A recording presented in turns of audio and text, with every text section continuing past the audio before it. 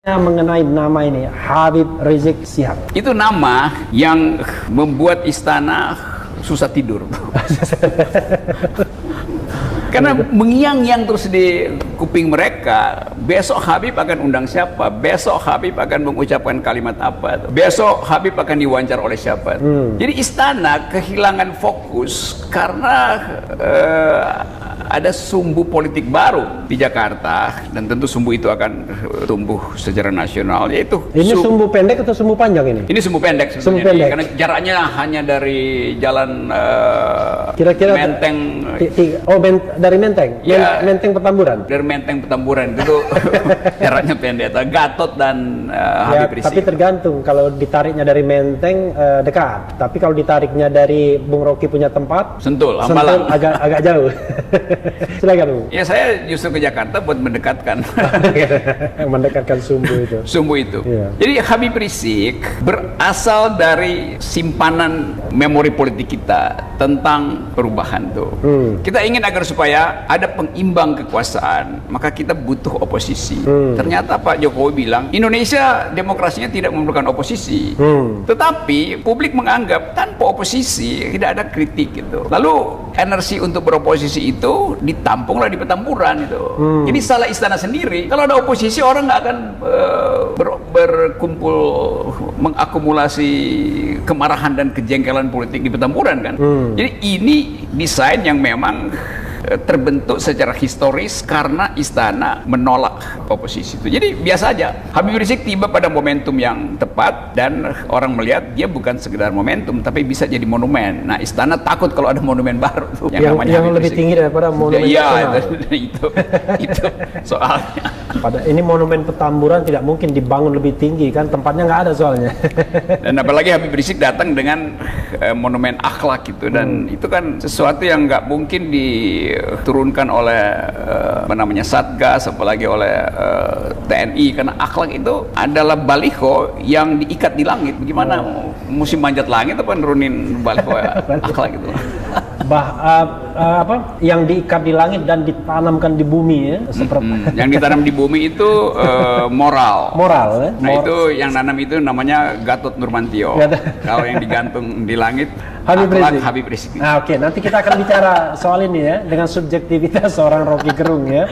Tapi kalau kita lihat ya, termasuk saya dulu menganggap FPI itu dan Habib Rizik itu tidak lebih dari sekedar, tadi juga kita pernah tanya Muhammad Kodari juga di sini ya, dengan sinikal mengatakan kalau nggak salah ya, ini kan kelompok kalau eksis ketika Ramadan, ya kan, kira-kira begitu. Yang kerjanya razia-razia, dan kesan itu kan tertanam kuat sebenarnya dahulu kala ya, kira-kira 10 tahun yang lalu kan begitu. Tapi sekarang kok seperti sudah tumbuh menjadi sebuah kekuatan politik baru ya. Apa memang kayak itu, kenapa bisa begitu? Yang tadinya ini, mohon maaf nih ya, FPI dan Habib Rizik awalnya kan kesannya ya seperti orang mengatakan dengan segala hormat dan mohon maaf, preman berjubah, orang bilang begitu kan? Tapi sekarang kok seperti tumbuh seperti pusat oposisi jadinya. 10 tahun lalu saya kasih pidato kebudayaan di tim gitu. Iya. Dan maki-maki FPI. Iya betul, saya kritik habis-habisan ke FPI itu. Masih ada jejak digitalnya. Iya. Karena saya jengkel kelakuan FPI itu, bubarin pawai merah putih di Monas segala macam. Beberapa teman saya bocor kepalanya tuh. Ya, itu waktu itu Wardah Hafid ya. Ya, itu kaum miskin kota ya waktu itu. Jadi saya memang dulu nggak anggap ini FPI ini preman aja tuh. Tapi FPI tahu bahwa dia disorot bagian buruknya, karena itu dia berubah kan. Jadi orang yang jengkel pada FPI itu yang nggak berubah karena dia merasa ini masih 10 tahun lalu. Padahal FPI udah ngangkat mayat di Aceh, udah bantuin puing-puing di Palu, saya lihat sendiri jejak itu tuh. Jadi orang nggak bisa lihat perubahan postur politik, perubahan cara berpikir dari Front Pembela Islam. Bagi saya mereka sekarang adalah Front Pembela Indonesia tuh. Jadi itu sebetulnya yang menyebabkan saya harus membela FPI, bukan karena Habib Rizik, tapi hak dari kumpulan yang menyebut FPI untuk memperlihatkan perubahan posturnya. Nah, Habib Rizik juga berubah. 3 tahun ada di luar negeri, tentu dia paham bahwa dia harus perlebar spektrum politik kalau ingin memimpin oposisi atau bahkan memimpin Indonesia. Dan benar, Habib sekarang terima semua orang kan, bahwa gayanya itu masih ceplas-ceplos, masih dianggap kasar. Itu bawaan aja, bawaan anak Tanah Abang memang begitu. Tahu juga begitu, asal jeplak aja. Jeplak, ya. Tapi kan kita mesti lihat apa yang ada di dalam pikiran Habib Rizik soal kemaslahatan, soal kemajemukan, soal relasi internasional. Saya kira lengkap di situ. Dan saya bicara dengan beberapa teman di situ. Munarman tuh sekjennya teman saya guru politiknya. Dan saya kira termasuk orang yang dimaki-maki Bung Rocky dulu, Munarman. Dulu tuh, gila lu gila lu man. Si Maman kasih keterangan gini. Ini Munarman uang kita gila, uang kita galau. Tapi dia bersahabat dengan saya, teman diskusi yang tajam. Orangnya hatinya baik banget, lembut banget. Penampilannya juga yang begitu karena dia Palembang. Dulu bahkan kalau ada mungkin FPI dulu menyerbu LBH ketika Maman masih di LBH juga dia lawan juga kan. Tapi kemudian Maman si Munarman ini punya pengetahuan tentang human rights, sarjana hukum yang pintar, punya akses internasional di dalam isu. Jadi saya percaya bahwa Maman bisa menghasilkan diskursus baru di FPI. Dan kelihatan perubahannya ya. Perubahan tuh. Saya beberapa tokoh saya diskusi, wah hebat betul, tajam betul. Itu seperti Bung.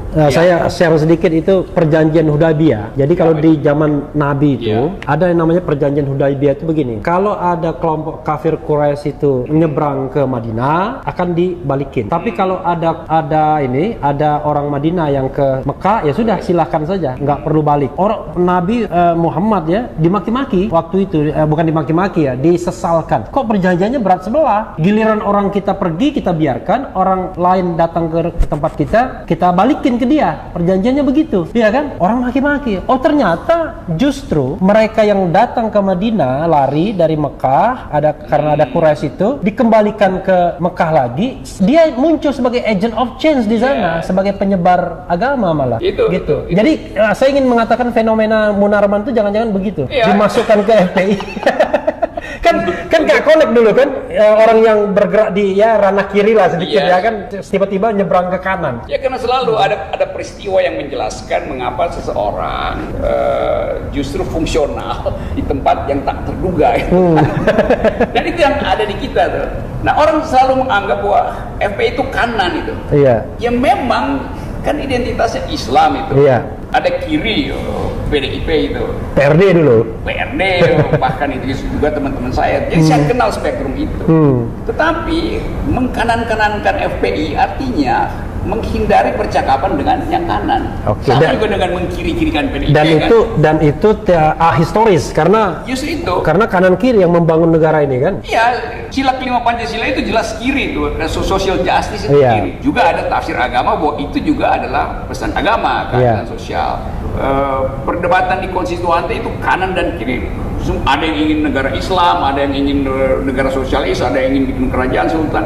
Jadi kita pernah menghidupkan perdebatan intelektual di bidang ideologi. Nah, sekarang ditutup perdebatan itu karena ketakutan tadi. Yang ada adalah pameran arogansi itu, bukan lagi pameran inteligensi. Ini semacam ketidakmampuan untuk berdialog atau sebenarnya karena nggak mau repot saja? Bukan, itu karena ketidakcukupan otak gitu.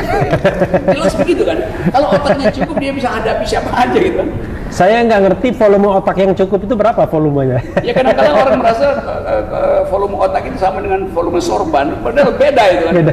Ada yang kegedean sorban, otaknya kecil gitu. Kan begitu. Saya nggak